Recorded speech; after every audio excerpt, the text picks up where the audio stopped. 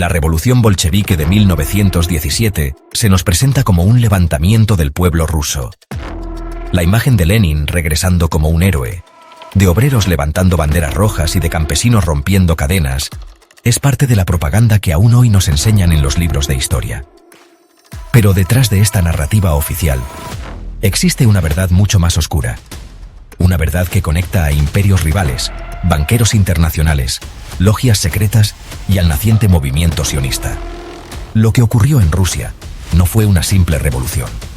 Fue un experimento controlado cuyo impacto cambió para siempre al mundo entero.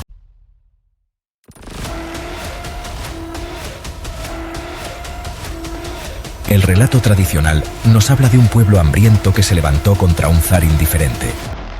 Pero la realidad es que la revolución bolchevique no fue una revolución masiva y espontánea, sino el golpe de un grupo reducido de radicales.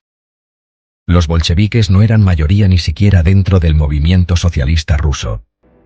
Eran una facción minoritaria, disciplinada y con una misión clara: no liberar a Rusia, sino convertirla en el primer laboratorio de una ideología totalitaria.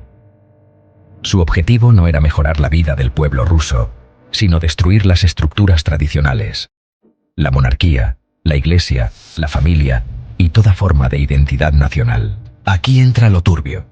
Lenin estaba exiliado en Suiza, sin recursos ni poder real. ¿Cómo fue que de pronto pudo regresar a Rusia y liderar una revolución en plena guerra mundial? La respuesta está en Berlín. El imperio alemán, que luchaba contra Rusia en la Primera Guerra Mundial, vio en Lenin un arma perfecta. Fue Alemania quien financió su regreso en el famoso tren sellado de Zúrich a Petrogrado. El objetivo era claro: si los bolcheviques tomaban el poder, Rusia abandonaría la guerra y Alemania podría concentrar sus fuerzas en el frente occidental. Lenin, en un movimiento calculado y sin escrúpulos, aceptó dinero del enemigo de su propia nación con tal de cumplir su sueño de poder. Pero Alemania no fue la única potencia interesada. En Occidente, banqueros de Wall Street y Londres también vieron la oportunidad. Registros históricos muestran que figuras financieras como Jacob Schiff, vinculado a la banca internacional, entregaron millones de dólares a los bolcheviques. ¿Por qué un banquero estadounidense iba a financiar a comunistas que decían odiar el capitalismo? Porque en el tablero de la geopolítica, la ideología es secundaria. Lo que importa es el control. Algunos financiaron a Lenin para abrir Rusia a nuevas formas de dominación económica. Otros lo hicieron porque veían en la revolución un modo de acelerar el colapso del orden europeo tradicional. Aquí aparece la parte más incómoda y silenciada: la relación con el sionismo. El movimiento sionista, que en ese momento estaba creciendo en Europa, tenía como meta la creación de un Estado judío en Palestina. ¿Y qué tiene que ver con Rusia? Mucho. Primero porque gran parte de los líderes revolucionarios bolcheviques provenían de comunidades judías del Imperio ruso. No todos eran sionistas, pero compartían un mismo ambiente cultural de ruptura con el viejo orden. Segundo, porque figuras financieras que apoyaron la revolución eran también partidarios del sionismo. Un ejemplo es Jacob Schiff, que además de financiar a Lenin, fue un firme impulsor del proyecto sionista en Palestina. Tercero, porque mientras en Rusia se destruía el zarismo, en Londres se firmaba la Declaración Balfour en 1917, donde el Imperio Británico apoyaba oficialmente la creación de un hogar nacional judío en Palestina. ¿Casualidad? Difícilmente.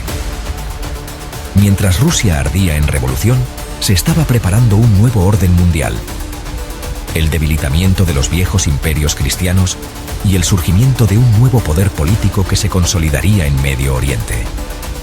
El costo de este experimento fue brutal. La guerra civil rusa dejó más de 10 millones de muertos.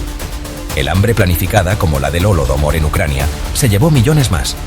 La represión política con la Checa y después el NKVD instauró un régimen de terror que perduró por décadas. El pueblo ruso jamás pidió esto. Fueron víctimas de un juego geopolítico en el que sus vidas valían menos que una ficha de ajedrez. La historia oficial nos dice que la revolución bolchevique fue un triunfo del pueblo, pero los hechos muestran otra cosa. Fue el resultado de un plan en el que participaron potencias extranjeras, banqueros internacionales y movimientos políticos emergentes como el sionismo. Un complot que transformó a Rusia en el escenario de un experimento brutal que luego se exportó al resto del mundo. El oscuro secreto es este: la revolución no fue del pueblo, fue contra el pueblo. Un sacrificio de millones en nombre de intereses que aún hoy siguen moldeando la política global. ¿Crees que las revoluciones son realmente espontáneas o son creadas por fuerzas ocultas que mueven los hilos del mundo?